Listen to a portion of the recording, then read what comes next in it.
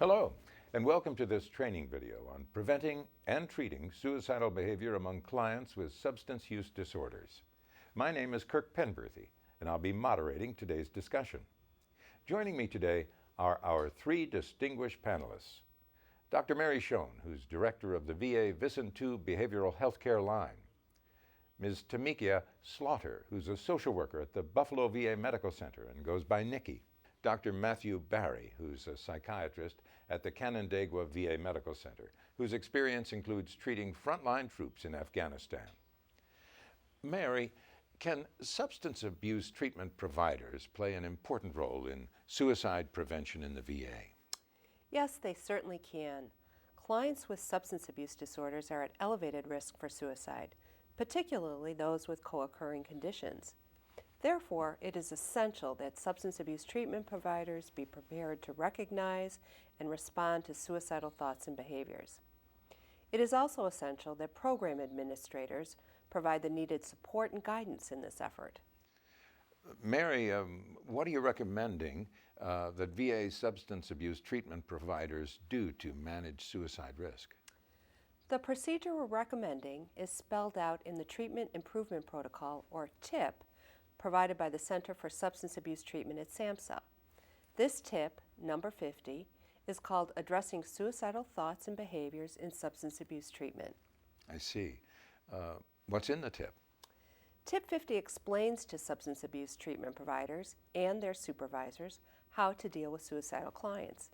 Next, it shows them what to do through detailed case examples called vignettes.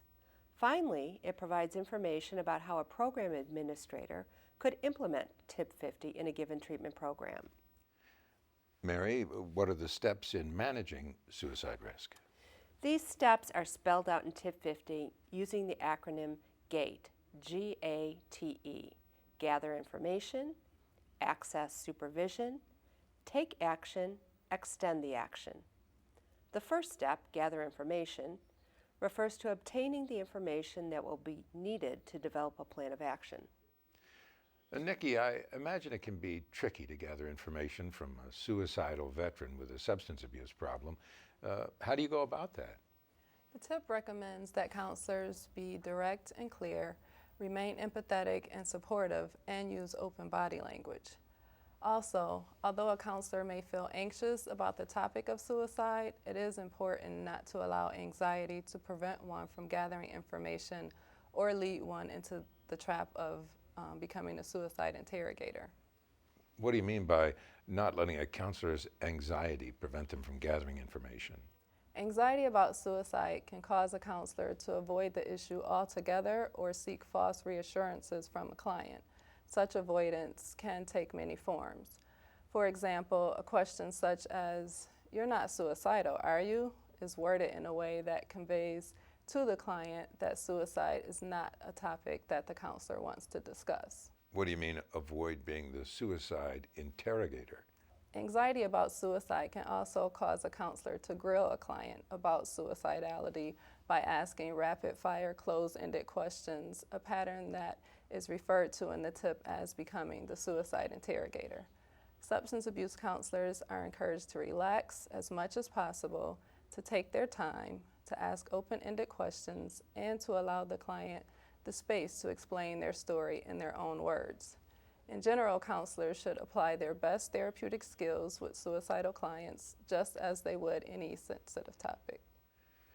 Matt, what questions should you ask a client when you're gathering information? Well, that's a good question, Kirk. The most critical thing to ask about is suicidality itself. And that is to ask about suicidal thoughts and suicidal behavior, and to do so directly. Sometimes the topic comes up spontaneously, but more often the counselor needs to introduce the topic. And don't be afraid to do so. By and large, clients will expect and or be relieved if the subject is brought up.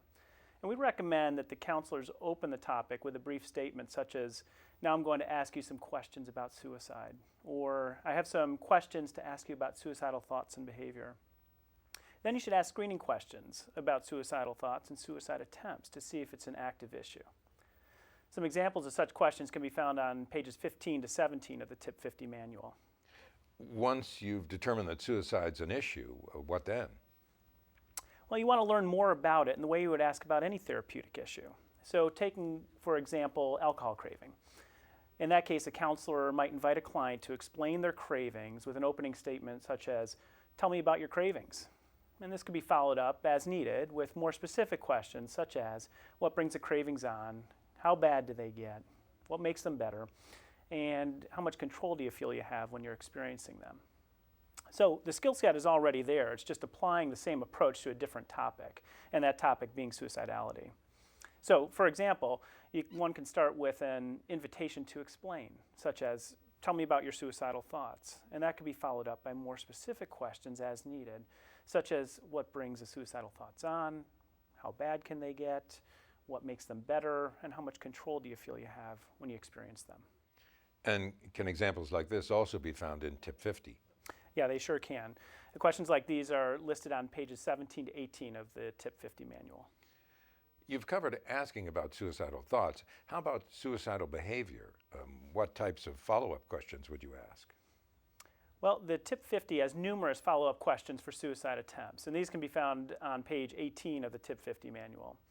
You'd want to ask open-ended questions about an attempt, such as, "Please tell me what happened." And then as needed, you can follow it up with more specific questions, such as, "What method did you use to attempt suicide?" Another good question is, "What happened as a result?" So for example, did you receive any treatment or have to go to the hospital? You would also want to learn if there was any other attempts or if there have been others in the past. Mary, is that it then? To gather information about suicidal thoughts and behavior? It is also important to gather information about warning signs, risk factors, and protective factors. What's a warning sign? Warning signs are indications of acute risk. Tip 50 provides a list of warning signs that were identified by a panel of experts. Warning signs may be direct or indirect. Direct warning signs are given the highest priority because they are the clearest signals of danger.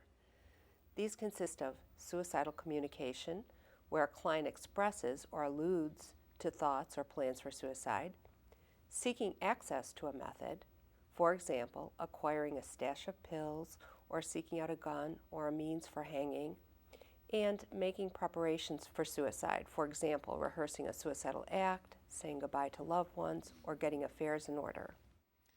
And what about indirect warning signs? A panel of experts also came up with a list of 10 indirect warning signs that spell out the acronym IS-PATH-WARM. Although indirect warning signs may indicate acute suicide risk, this is not always the case. For example, many substance abuse clients show anger, recklessness, or anxiety, but this does not necessarily mean that they are suicidal. Therefore, it is important to consider these indirect warning signs in the context of other indicators of risk. When do warning signs tend to occur? They often occur following acute stressful events, for example, following a relapse or the breakup of a partner relationship. They are also more likely to occur when a client is intoxicated or high. A rule of thumb is that following a stressful life event, a counselor wants to look for warning signs. Along with warning signs, you also mentioned that risk factors are important to consider. What do you mean by risk factor, and how are they different from warning signs?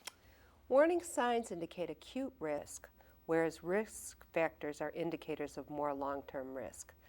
Risk factors are helpful for identifying which clients are vulnerable to become suicidal during the course of treatment and which clients may require additional treatment services in order to lower their overall risk. Risk factors may also change over the course of time. For example, clients may become more depressed, and such changes are also very important to pay attention to.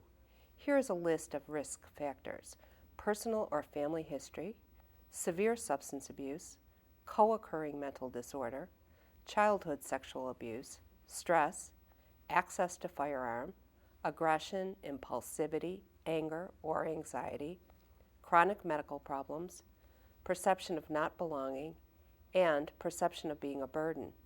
Suicidal clients typically show more than one risk factor. How about protective factors? Protective factors serve to lower risk for suicidal behavior. Unfortunately, there has not been much research of protective factors, but here is a list of factors that appear to lower risk for suicide. Protective factors include having reasons for living, staying clean and sober, religious attendance or spiritual beliefs against suicide, presence of a child in the home or child rearing responsibilities, an intact marriage, a trusting therapeutic relationship, social support, employment, and a generally hopeful outlook. So if a client has protective factors, then are they safe? No, it isn't that simple. Although protective factors can help, they are not 100% protective, and they can be overwhelmed by warning signs and risk factors. It is a mistake to put too much stock in a protective factor when there are clear signs of danger. Overall, it is essential to consider all of the information pertaining to warning signs, risk factors, and protective factors, rather than to grab onto any one piece of information. One needs to consider the whole picture. Thanking you for walking us through gather information. Matt, now I understand that you have a clip to show us that demonstrates this step. That's right, Kirk. This is a vignette about Antonio Rodriguez, who's a 25-year-old OIF veteran. And he completed his military service about 2 years prior, and since that time he's had a difficult adjustment. He's currently in an outpatient substance abuse treatment at a VA clinic for the treatment of alcoholism and cannabis dependence. Precipitating his treatment was an arrest for driving while intoxicated and marijuana possession, and that led to misdemeanor charges and ultimately to a court diversion program. Conditions of the court diversion program included that he work with a court case manager and complete a course of substance abuse treatment. So he'd been doing well in his treatment with good attendance and continuous sobriety, but he'd been absent for about a week and did not return his counselor's phone calls. He did show up to his regularly scheduled group therapy appointment, and the counselor, whose name is Jill, asked to speak with him after group.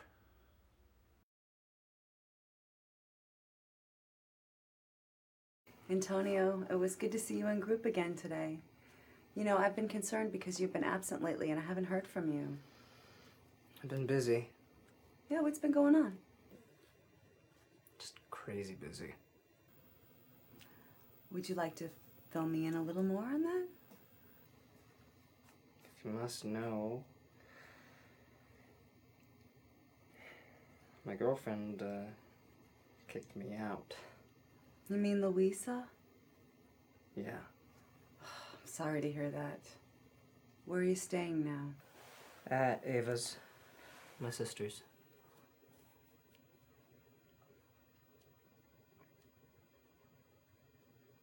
Louisa won't return my calls.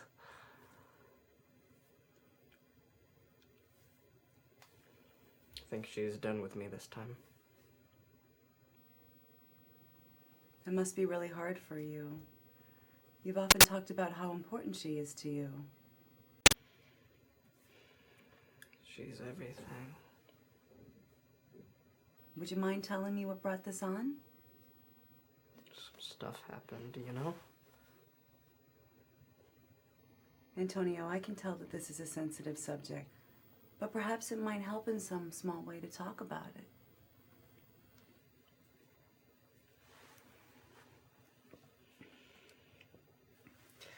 Louisa kicked me out because I got drunk and stayed out all night.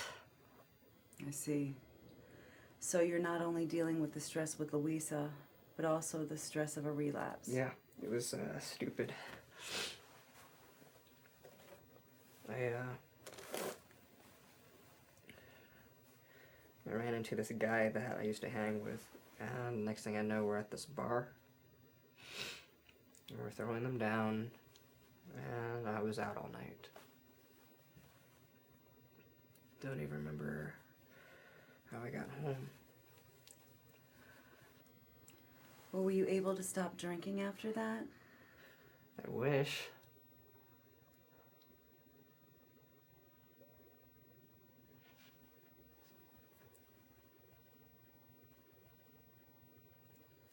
You just take your time, okay? When I got home, Louisa was screaming at me. I remember that.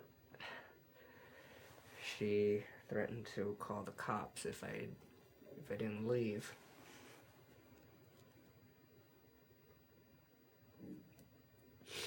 She barely gave me some time to grab my stuff. I went to my sister's, And she wasn't thrilled to see me. She wasn't thrilled to see that I had been drinking all night. So she leaned into me pretty hard. I was in no mood to sit around for that, so I grabbed a bottle of liquor from her liquor cabinet and went to the park and got drunk all over again.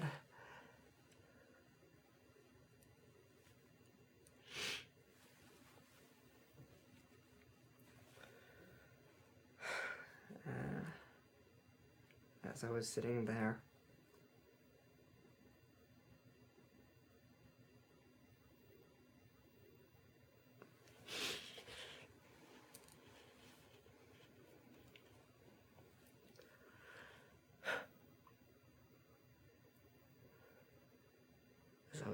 I was running the argument with Louisa over in my mind.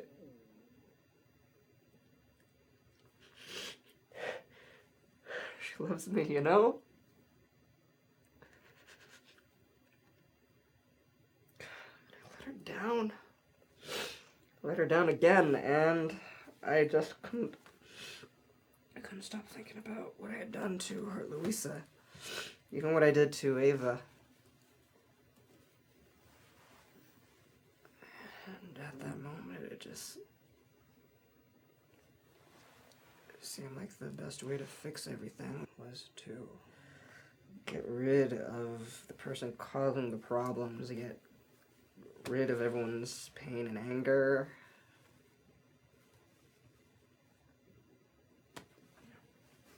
Get rid of me. You were in a lot of emotional pain sitting there at that park.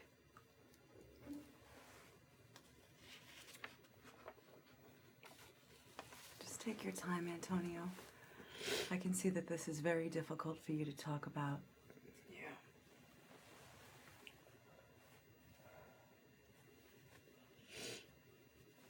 My gun was at my sister's, but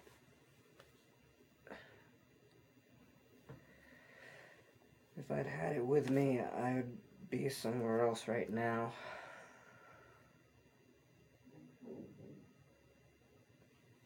I had some evil thoughts just sitting there, and no matter how much booze I drank, I just couldn't stop thinking about what I had done.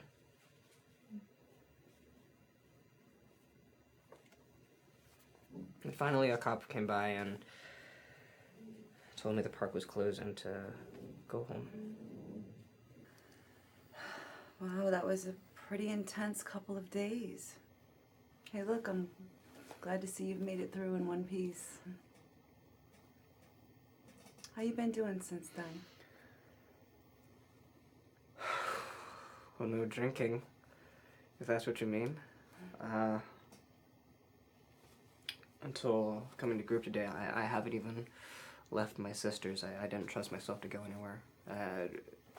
And I had nowhere to go. It felt good to be back in group today, although I didn't say nothing.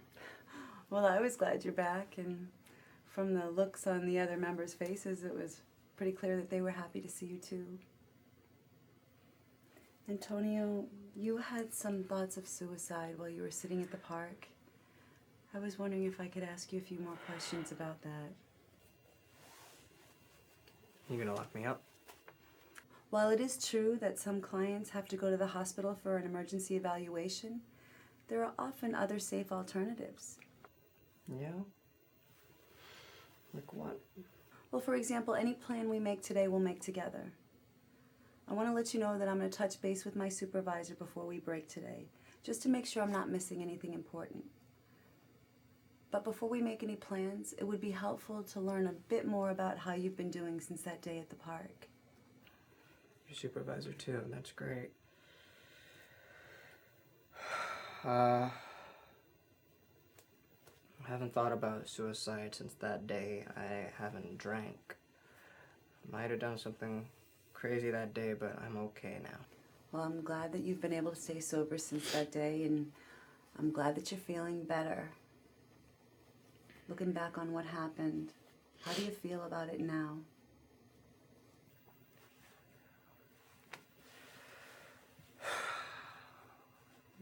killing myself would be like killing my mom. I'm her only son.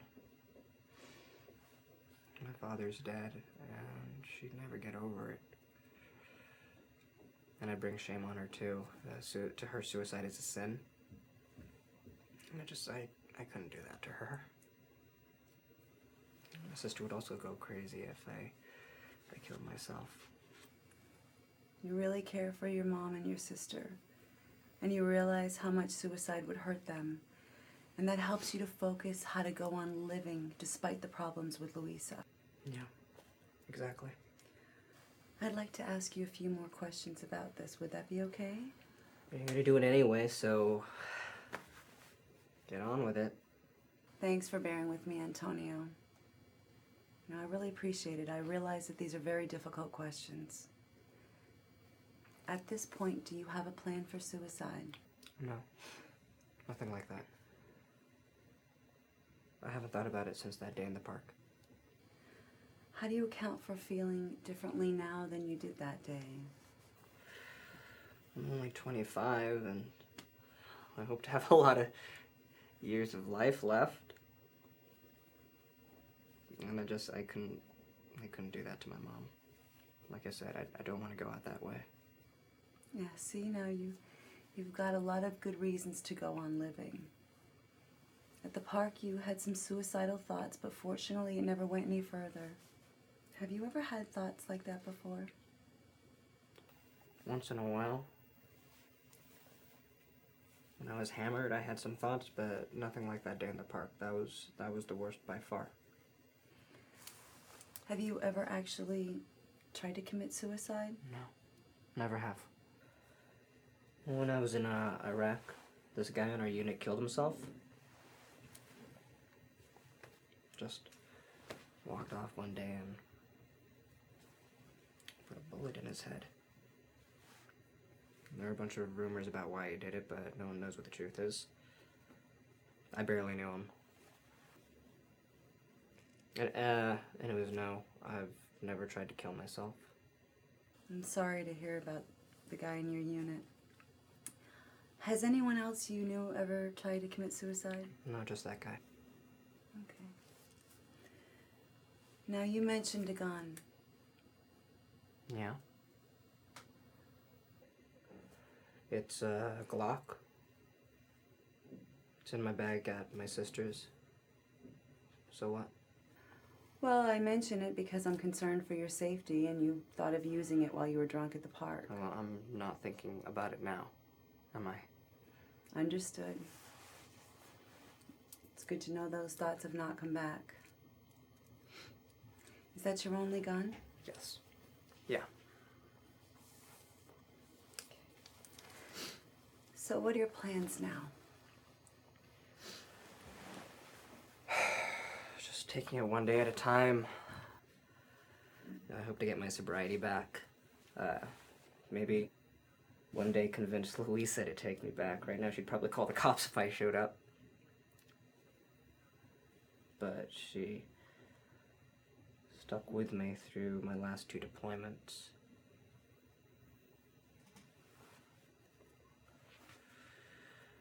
And we're planning on getting married and having kids, and my mom and sister love her. Right now, I'm just gonna stay at my sister's and try to get myself together. How is the situation at your sister's? For example, is it just the two of you? No, she's there with her husband and daughter, my niece. And my brother-in-law is cool. He's ex-military, so we get along good. Do you feel it's a safe place to stay clean and sober? Well, there's no alcohol in the house. My sister saw to that. Since I took that bottle, she got rid of all of it. And my brother-in-law never had a problem handling it like I did. So as long as I'm there, she'd kill him if he brought liquor into the house. They don't do drugs, don't even smoke. And actually, that's one thing I haven't done since seeing you is smoke marijuana. So At least that's something, right? Agreed. That is a positive. It seems as though you have a pretty good situation at your sister's for now. Yeah. Have you ever had treatment for a mental disorder, for example, depression or PTSD? No, I saw someone at a VA for an evaluation, but he said I don't need any medications or anything like that. I just need to stop drinking and smoking marijuana. Well, thank you for answering my questions, Antonio. At this point, I'm going to take a few minutes and speak with my supervisor about your situation, and then I'll come back and we'll make a plan. It'll just be a few minutes, so please be patient, okay? Who's this supervisor you're talking to? Her name is Gloria Johnson. I believe you met her. She covered my group a couple times when I was on vacation. Yeah, I remember her.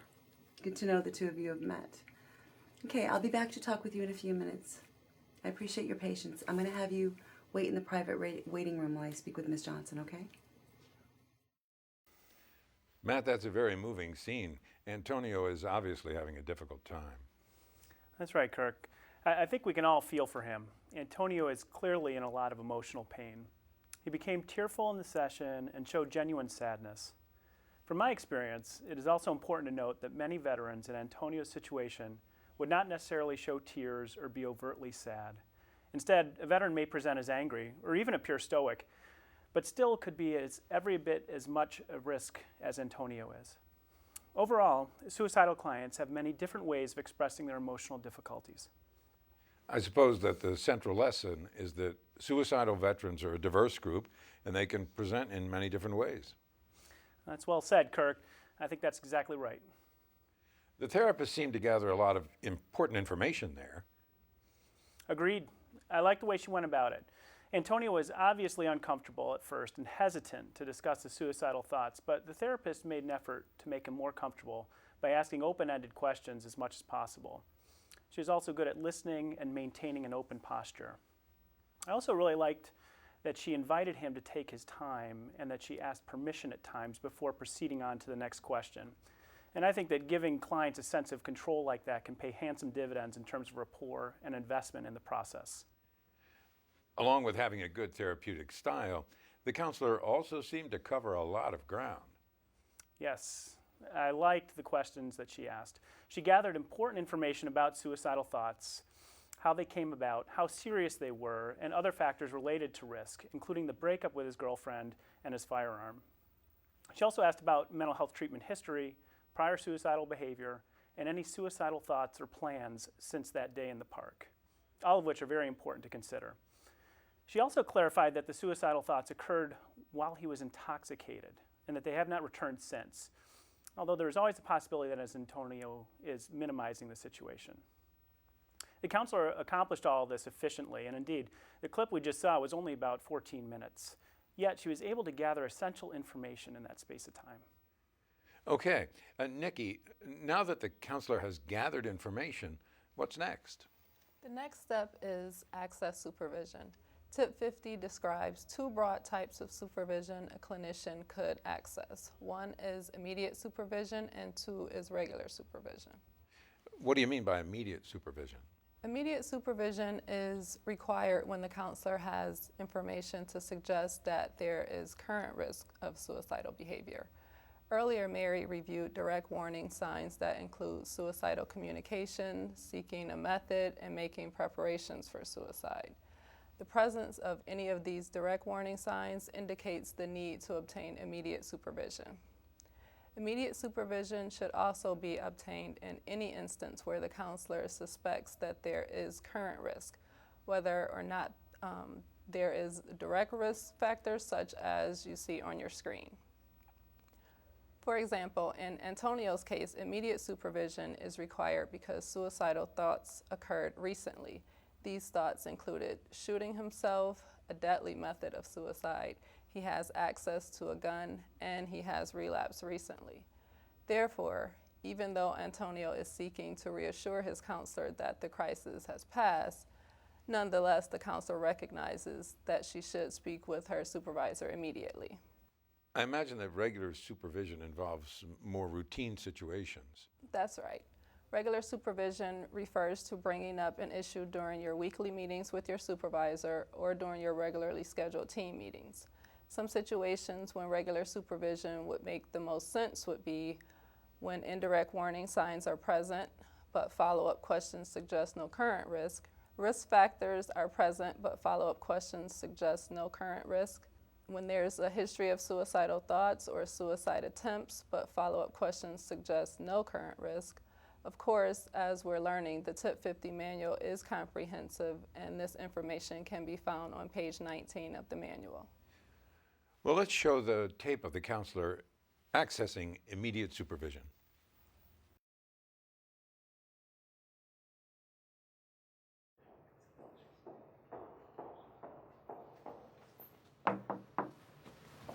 Gloria, I see that you're on the phone. I'm sorry to bother you, but there's a situation that I need to speak with you about. Okay, I'll have to call you back. Something has just come up. Thanks for talking. I did group today, and Antonio Rodriguez returned after being absent for a week. Do you remember Antonio from group? Sure, I remember him. Okay, well, I touched base with him after group, and to make a long story short, a week ago he met an old friend and they went out and they got drunk. He came home, his girlfriend was furious, she kicked him out of the house, and he sat at a park drinking and thought about suicide. Now that was a week ago, and since then he has no thoughts of suicide. He's been clean and sober and is staying at his sister's house. So where is he now? He's in the private waiting area. I told the receptionist I would come in here and talk to you and to call immediately if he starts to get upset or goes to leave. Okay, good. You know, I'm glad that you came to me. Tell me more about what's going on. Well, he sat at the park drinking, and he had the thought to shoot himself with his handgun. Now, he told me that if he had his handgun with him, he would have gone through with it. He thought drinking might make him feel better, but it provided no relief. He seemed sad and was tearful at times. He also described Louisa, that's his girlfriend, as everything to him, and he's afraid he's blown it with her. Well, that's pretty serious. How's he doing since that day at the park? As far as I can tell, a lot better. There have been no thoughts of suicide. He has no plan or intent for suicide. He's glad to be back in recovery and hopes that Louisa might take him back eventually. Now, did you believe him, or did you think that he was just saying those things to reassure you? Well, he was hesitant to talk at first. But for example, he said that he was afraid we'd lock him up if he mentioned suicide. You know, but eventually he opened up. And I believe he was being honest with me. Did he volunteer any reasons not to kill himself? For example, because it's against his spiritual or religious beliefs, or because of family relationships? He said that he realizes now that killing himself would devastate his mother and his sister, particularly his mother. He also said that he's young and he hopes to have many more years to live, and he doesn't want to go out that way. Has he been suicidal before?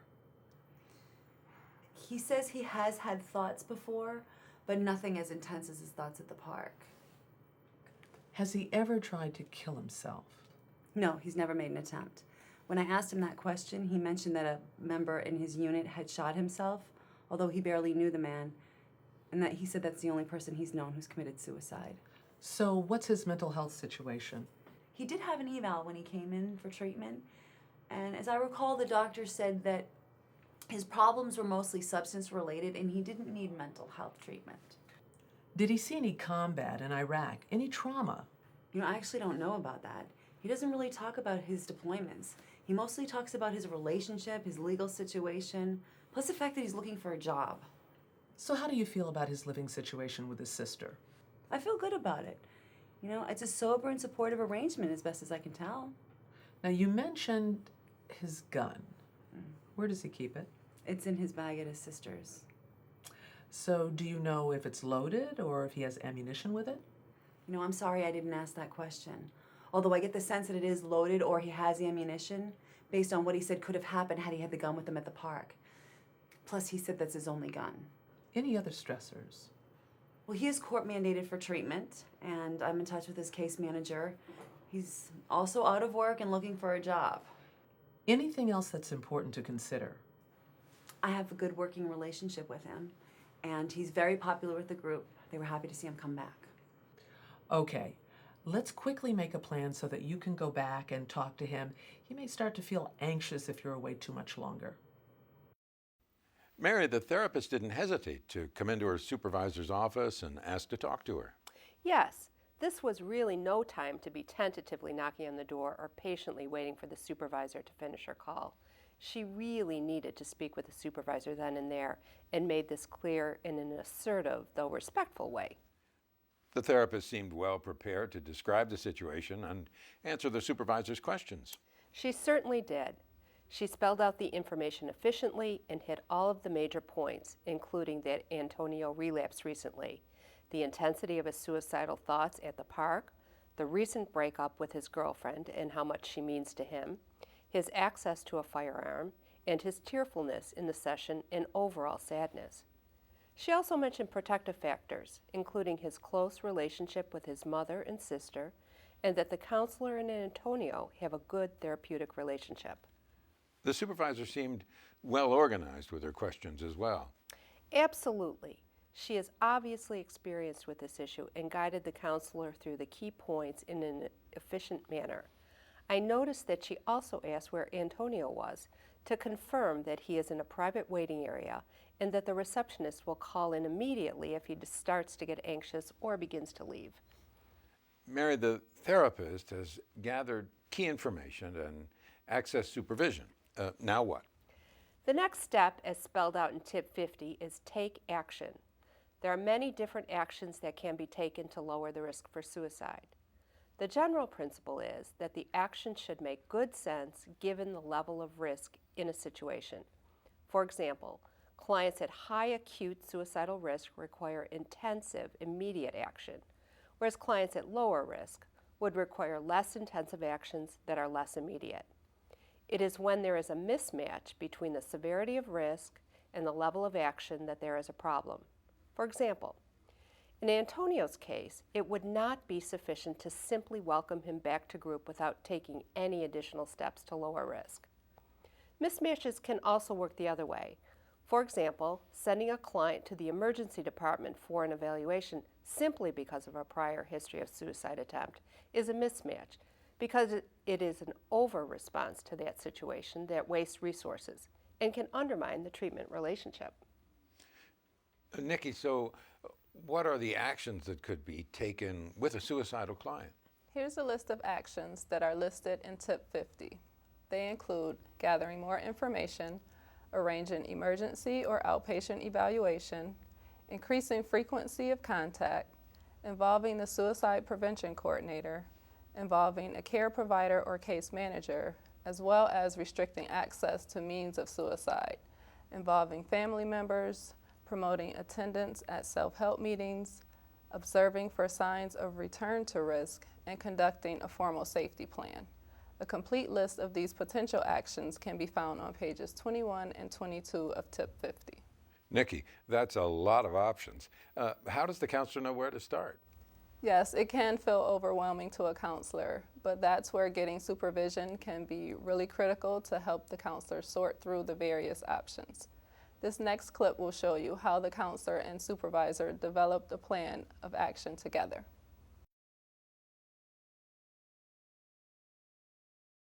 As far as we can tell, Antonio has not been suicidal since the incident in the park.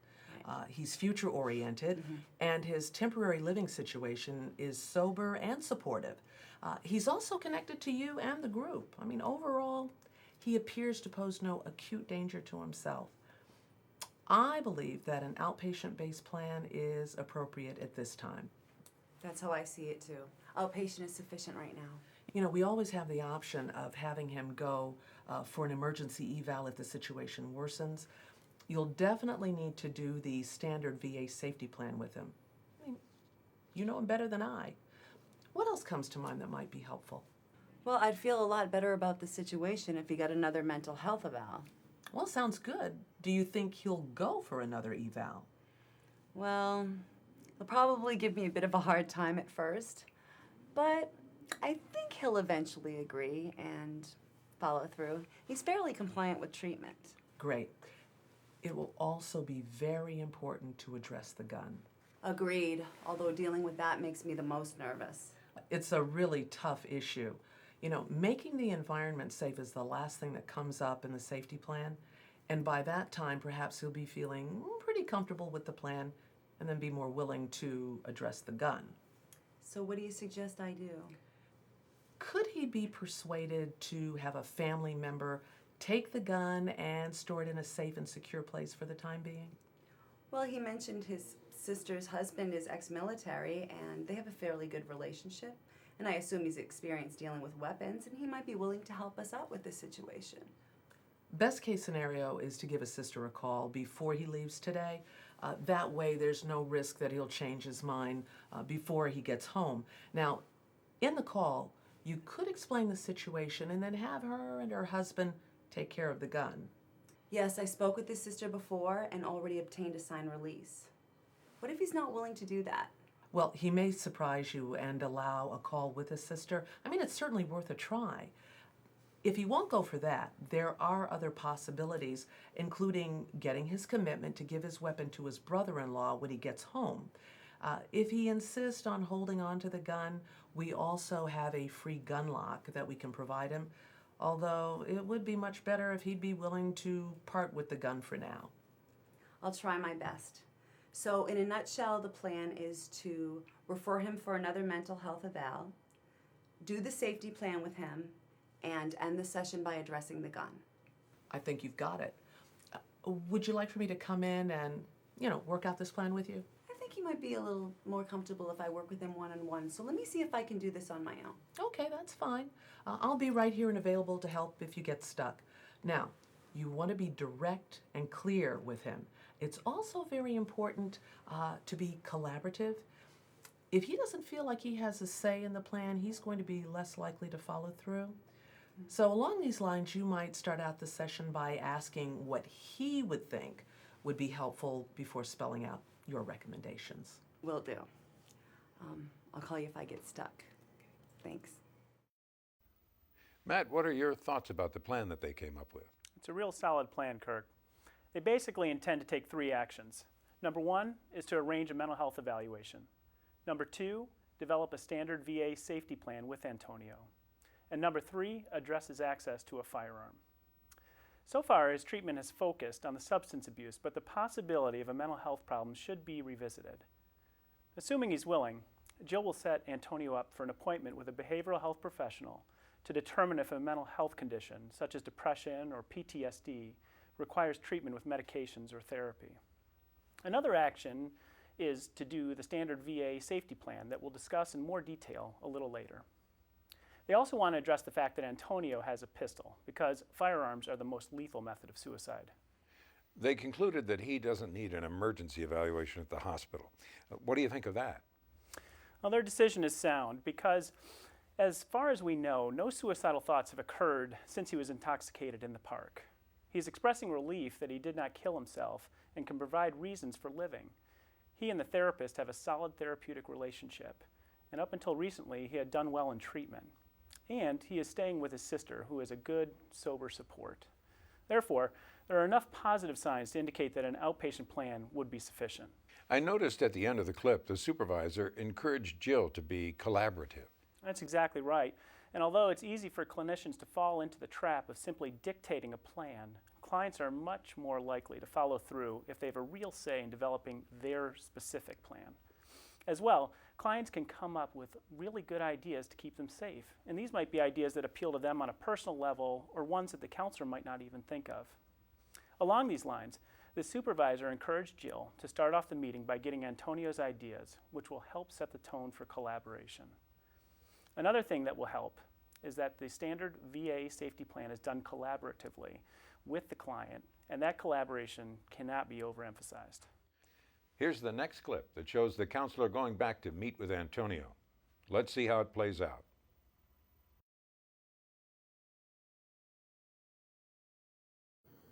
Thanks for waiting, Antonio. What'd you guys come up with? Am I gonna get locked up? Ms. Johnson and I do not think an emergency evaluation at the hospital is needed today. You guys would have had to drag me there. I think we're going to have to handle this the old-fashioned way, by talking it through.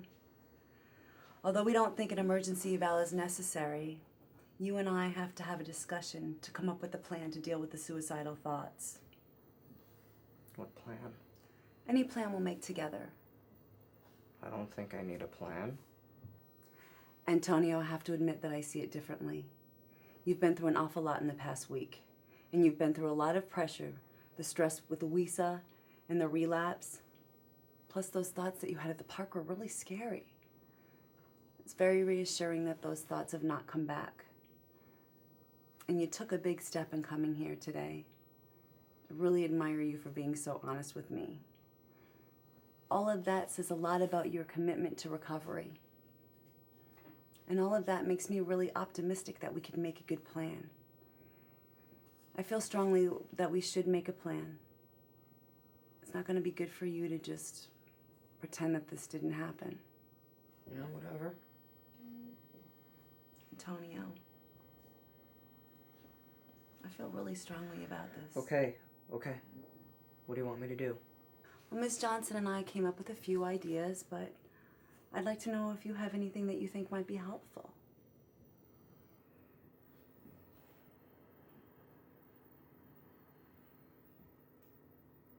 I got nothing. You seem to have a thought. Maybe you have an idea there? Well, I don't like talking in group.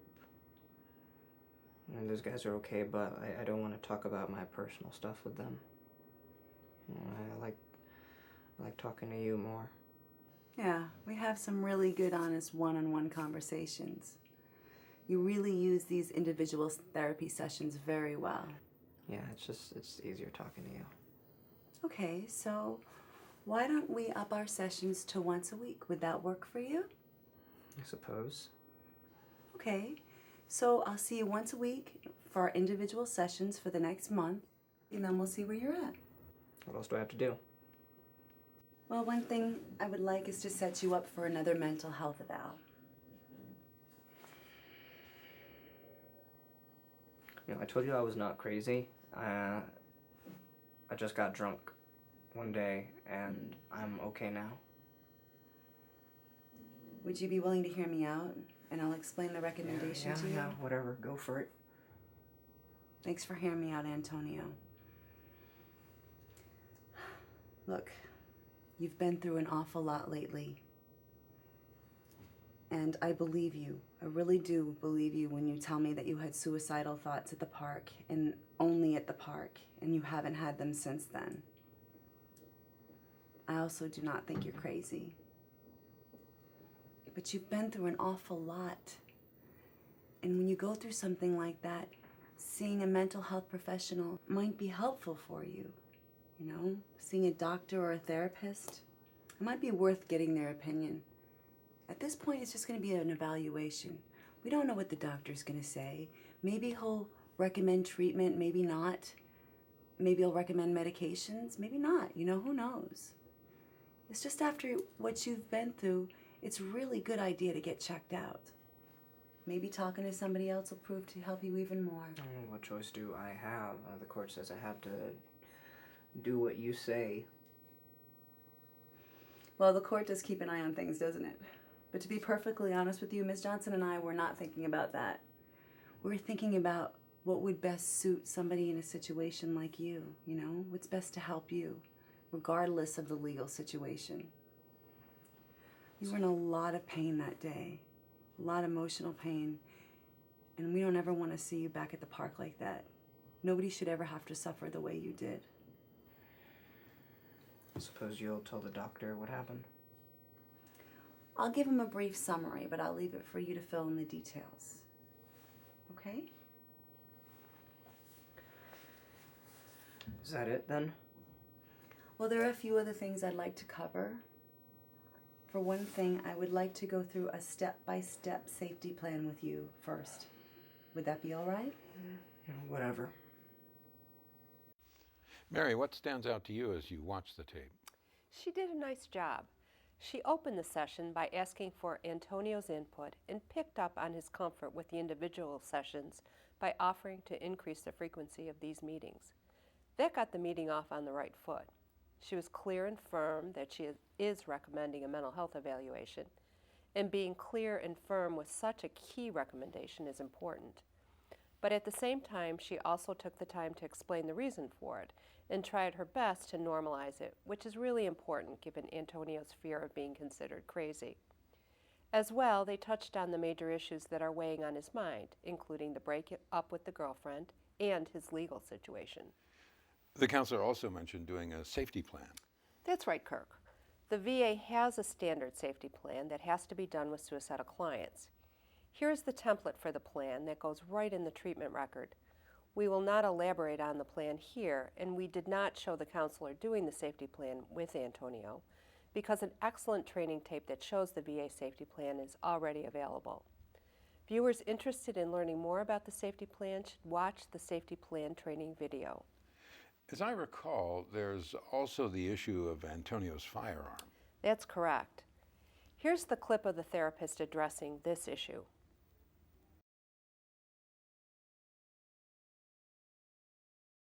Antonio, the last part of the safety plan that I would like to discuss with you is keeping your environment safe.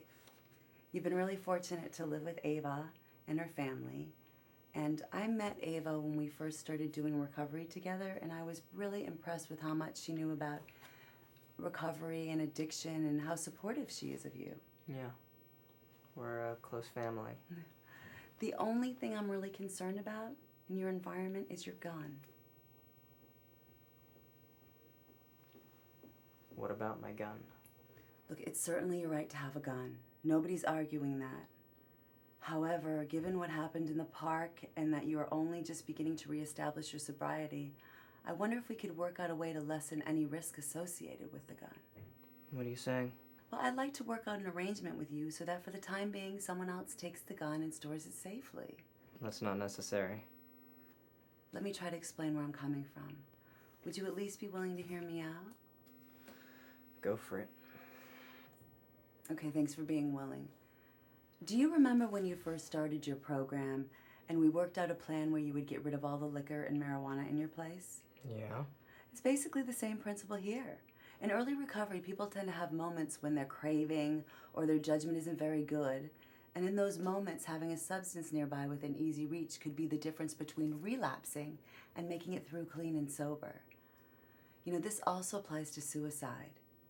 For example, if you were to have a day when you got down and got bad news from Louisa, or you relapsed, well then having a gun nearby could pose risk. You wouldn't need to give up the gun forever, but for now it would be a good precaution.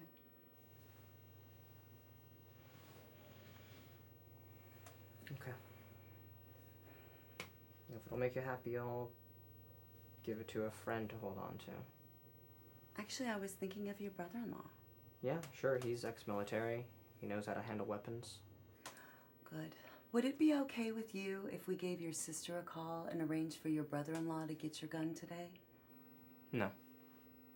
It's not okay. I told you I will give my gun to my brother-in-law when I get home. There's no reason to call Ava. Antonio, if you insist that I not call your sister and you make the commitment to give your gun to your brother-in-law to hold on to when you get home, you know, I would certainly go along with that. In fact, that would be a really important step and make the situation much safer than it is now. However, first I'd like to briefly explore with you why you don't want to make the call to your sister. Would you be willing to at least talk about that some more? Talk as much as you want. We're not calling her. Well, thanks for being willing to hear me out, Antonio. You know, this is just a guess, but I'll ask anyway. Is the reason you don't want to call your sister because you don't want to scare her? Yeah, exactly. You know, I know how much Ava cares about you and how invested she is in your recovery. I'm really guessing that she would much prefer to know what's going on rather than be left in the dark. You know, even if it did cause her to worry a little bit. We could do our best to talk about it in a way that doesn't alarm her, but rather presents it as something more of a precaution. You know, I can explain to her that the thoughts of suicide entered your mind when you were drinking after the breakup with Louisa, but they're gone now. And that temporarily moving the gun is just a precaution, just in case another crisis hits. You know, no doubt she's going to have some worries, but I can also let her know of the positive things you are doing and just reassure her once again that this is just a precaution. Like I said, I will give my Glock to my brother-in-law. You win. I appreciate your willingness. You know, that's a really important commitment. Now, how about my suggestion to make the call to your sister? Is it something you'll do? I realize I'm pushing the idea a bit, but it's only because I think it would be helpful. The good thing about a call is that it would be over and done with, and there'd be no worries about changing your mind on the way home or a crisis coming up before you have a chance to give it to your brother-in-law. There's really nothing like taking care of something right away and getting it over with.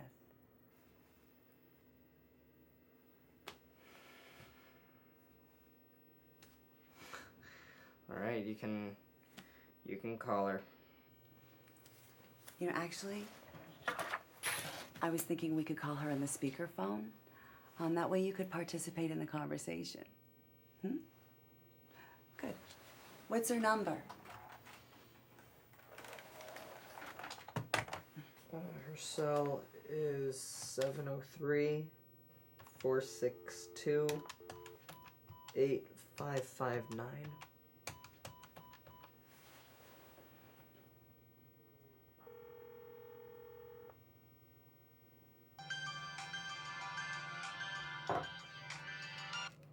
Hello? Hello, Ava. Yes? This is Jill Carlton, Antonio's substance abuse counselor. Yes, hi. Hi. Do you have just a couple minutes to talk? Sure. What's this about?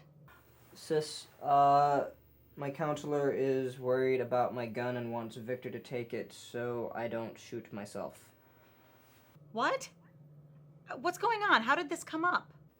See, I told you she'd go crazy. Hi, Ava. I can see how you'd be worried. Let me take a minute to explain the situation to you. As you know, Antonio relapsed and Luisa broke up with him. And in reaction to that crisis, he confided in me he was thinking of suicide. Now, the good news is that the suicidal thoughts only happened on one day when he was drinking, and there have been no thoughts since then. Also, in terms of the good news, Antonio came back to treatment today, and we had a good session, and we made some solid plans to get him back on track. Overall, I feel good about our plan. However, dealing with Antonio's gun could make the situation safer in case there is a relapse or another crisis with Luisa. So, therefore, I'm recommending that as a precaution, someone take the gun and store it out of his whereabouts for the time being. I thought that your husband might be able to help out with this because he has experience handling guns. There are a million things running through my head right now. I'm a little scared. Yes, of course. Victor will take care of the gun. Antonio, where is it? It's in my bag in one of the side compartments. It's not loaded, but there's some ammo in there too. Okay. Victor will be home soon, and I'll have him take care of it when he gets home. Thanks, Ava. That would be very helpful. Could you please make sure he stores it in a safe place? Okay. He's got a safe where he keeps his guns, and I'm sure he'll put this one in there with them. Ava, you seem a little shook up, and that is very understandable. You know, I'm sorry to scare you like this. I don't have a crystal ball, and I certainly don't know if Antonio would ever use the gun. But he's feeling much better, and he really wants to get back on track with his recovery. And this is a positive sign. The step is just a safety precaution, although it's one that makes good sense. Okay, that's good to hear. I know we talked once when Antonio started his treatment, but would it be possible for me to come talk to you in person? Well, what do you think, Antonio? Can Ava come to our next session? Sure, sis, you can come and you can meet my counselor here. I told her it was not necessary, but she pretty much insisted. Well, Antonio, I'm glad she told me. I want to know what's going on. I mean, can you imagine what this would do to Mama if you killed yourself? Not to mention how it would affect me. Just do what your counselor tells you to do. All right, so when is this meeting? Antonio, could you both make it Thursday at 2 o'clock for a meeting? I'm not working, so I don't exactly have a lot of other plans. How's that with you, Ava? Yeah, that works great. Good. Now, just in case there's ever a problem, let me give you a couple of phone numbers. Do you have a pen? Yeah, got one. Go ahead. Okay, my number here at the office is 462-3516. And also, the National Suicide Prevention Hotline is 1-800-273-8255. You know, they take calls from concerned family members as well as people in a crisis anytime, 7 days a week, 24 hours a day. Okay, all right, I got it. Antonio, are you on your way home now? Yeah, I'll be there in a few minutes. Okay, good. Any questions on our plans? Ava, are you all set? No, I think I understand everything.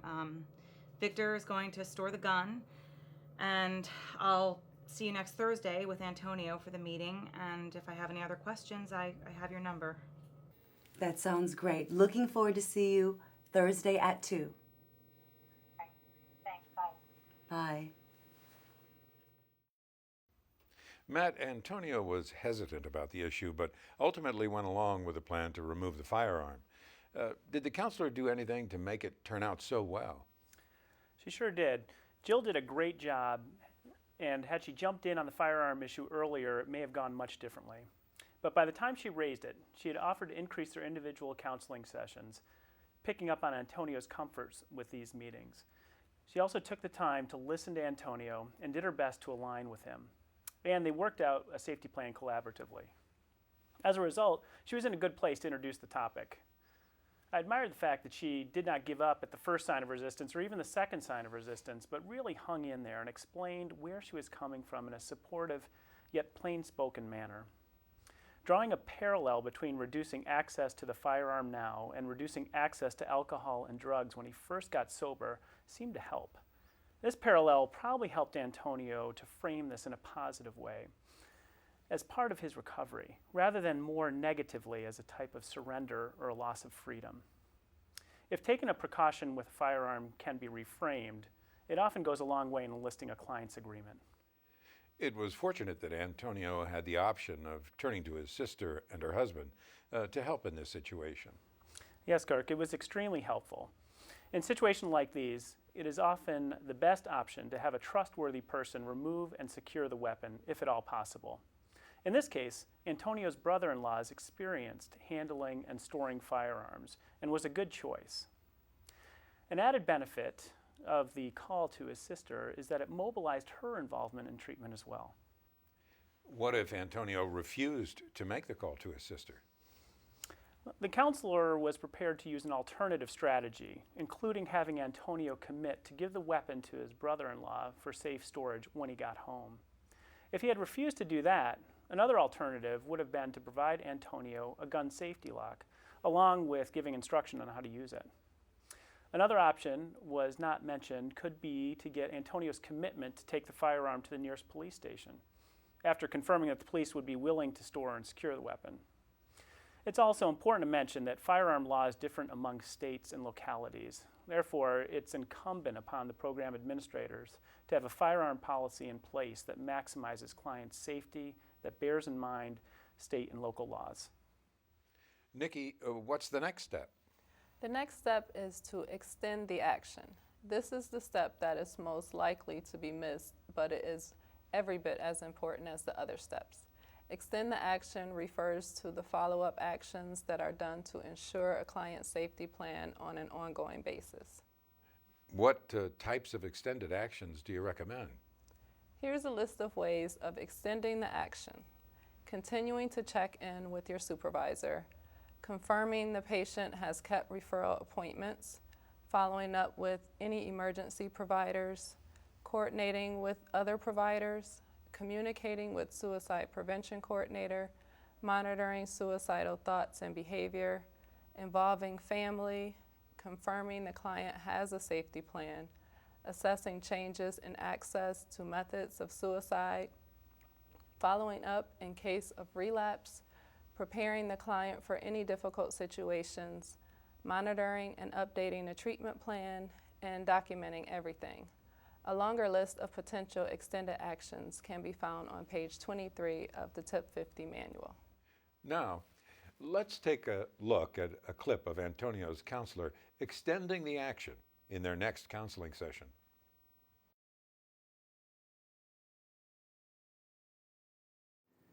It's good to see you today, Antonio. And it's nice to meet you in person, Ava. Nice to meet you too. Greetings, super counselor. If only that were true. So how's it going? So far, so good. Antonio's been going to his treatment appointments and has been staying sober, at least as best I can tell. I'm on the straight and narrow now. You can piss test me if you like. You'll find no alcohol, no marijuana. That's great to hear. Although we're not going to give you a urinalysis test today.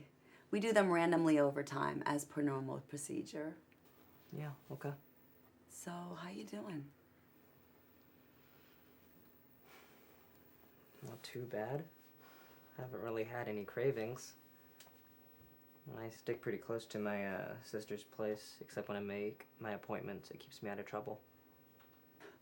It's good to hear you haven't had any cravings. If you do, and it will happen, don't hesitate to let me know, because it's a normal part of recovery, and it's really good to talk about it. Ava, you mentioned that he's doing very well with his appointments and his sobriety. Do you have any other observations or comments you'd like to add about that? Sometimes Antonio mopes. I assume he's thinking about Louisa. And he has a lot of time on his hands right now, not working. He mostly stays home, and he plays with my daughter, and she really loves him. My husband, Victor, and he went to a baseball game, and Victor treated, and Antonio seemed to really appreciate that.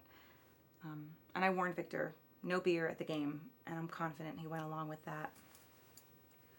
Antonio, what do you think? I guess I do mope sometimes, but I don't really let myself sink into it.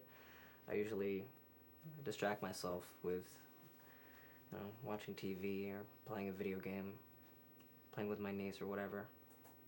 Have any of the suicidal thoughts returned? No, nothing. Do you have any comments along these lines? Well, I certainly can't read his mind. I really don't know. But he hasn't said anything that would make me think he's thinking about suicide. That's good to hear. Often when people are having suicidal thoughts, they make comments to suggest they're thinking of suicide, which is like a warning sign for family members to pick up on. It can be something obvious or not so obvious, from hopelessness to life is not worth living, anything along those lines. Well, I'll certainly listen for things like that, but I haven't heard anything like that. Joe, the education on suicide is really impressive, but it's really not necessary. Well, from your standpoint, it may not seem necessary, but it is helpful to me. I mean, it is, and I really appreciate it. I can see how Antonio thinks I'm blowing this out of proportion, but from my standpoint, it's better to err on the safe side. May I ask about the gun? Victor took care of it and locked it in his safe. Antonio doesn't know the combination, and I never remember it myself, so anyway, it's locked away. Okay. Antonio, how do you feel about that? I'm okay. I'm not worried about the gun. I've got plenty of other things to worry about. May I ask about your mental health eval? Yeah, it went fine. Saw him yesterday. Answered some questions, filled out some questionnaires. Do you hear things? Do you freak out when you hear loud noises? Just stuff like that. He said he wanted to see you. Okay, great. I'll look forward to speaking with him. Do you think that Antonio needs mental health treatment? I honestly don't know, but I am looking forward to speaking to the doctor Antonio saw about it. Yes, I look forward to hearing what he has to say as well. Antonio, do you still have your written safety plan? Yeah, it's in my wallet. Okay, you let me know if you lose it and I'll make you another copy. And I still have the numbers that you gave me as well. Okay, great. I'd like to switch gears right now and talk about some other topics. Nikki, the counselor seemed prepared in that meeting to follow up on all the things that he discussed with Antonio and his sister in the previous session.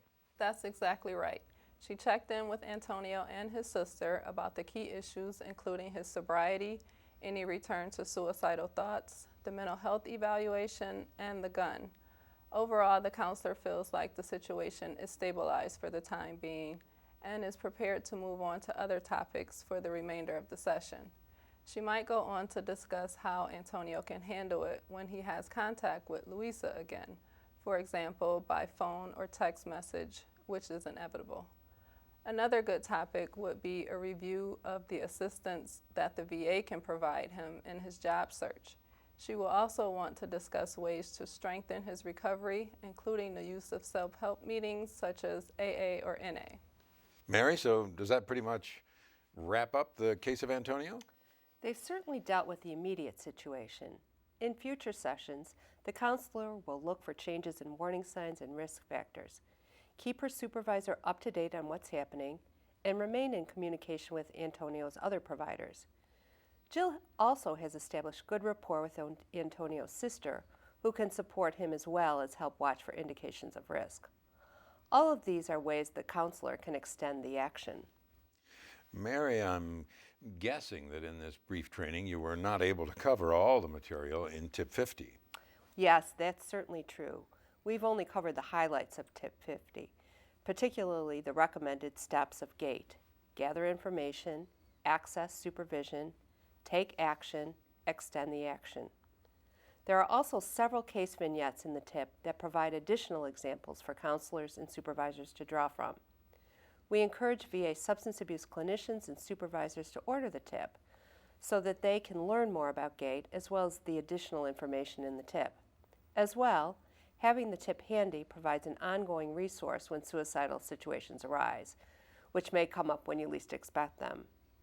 Although the tip is not written with the VA specifically in mind, the guidelines in the tip translate very well to the VA setting. In the last few minutes, I wonder if each of you could make one additional point about suicide prevention with substance abuse clients. Either something from Tip 50 that you've not mentioned yet, or a point that you believe is particularly relevant to suicide prevention efforts with veterans from your experience. I really want to emphasize the importance of seeking supervision. Talking about suicide is uncomfortable for most of us. Supervision can help by providing a forum to learn and practice new clinical skills and to provide a place to get a second or third opinion on how to handle a difficult client situation. Even staff with substantial experience can benefit from opportunities to access consultation at times. Thank you, Mary. Nikki? Remember to make sure that your local suicide prevention coordinator is aware of any veterans that are at high risk, because the hospital has an alert system to flag these veterans' charts. Also, work with your SPC to ensure the veteran's safety, as they will monitor the veteran aside from their regular behavioral health visits. Also, remember to let your veterans know about the National Suicide Hotline, as it can be used as extra support for them, especially after hours, and it is specifically for veterans. That number is 1-800-273-TALK. Thank you, Nikki. Matt? Thanks, Kirk. In addition to the resources and getting supervision, I'd really like to emphasize the importance of collaboration between therapists and their clients. This goes hand in hand with the recovery philosophy, and it makes sense, particularly in this challenging population in which suicidality will arise from time to time. You will get better outcomes and have a greater impact as a therapist if you involve the client and work in collaboration in all stages of treatment.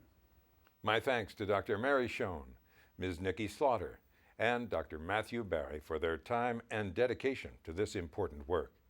Also, thanks to the Center for Substance Abuse Treatment at SAMHSA for providing Tip 50, which serves as the basis for this training. Here's the information on how to attain Tip 50. It can be downloaded as a PDF file as well as ordered as a paper manual. The good news is that the manual is completely free, and indeed, from SAMHSA's perspective, as well as the VA's, the more counselors, supervisors, and administrators that order Tip 50, the better. Hopefully, This overview has helped provide guidance on the complex topic of suicide prevention. Remember, Tip 50 is your keystone guide to helping you help veterans at a crossroads. That's all the time we have for today. Thanks for joining us.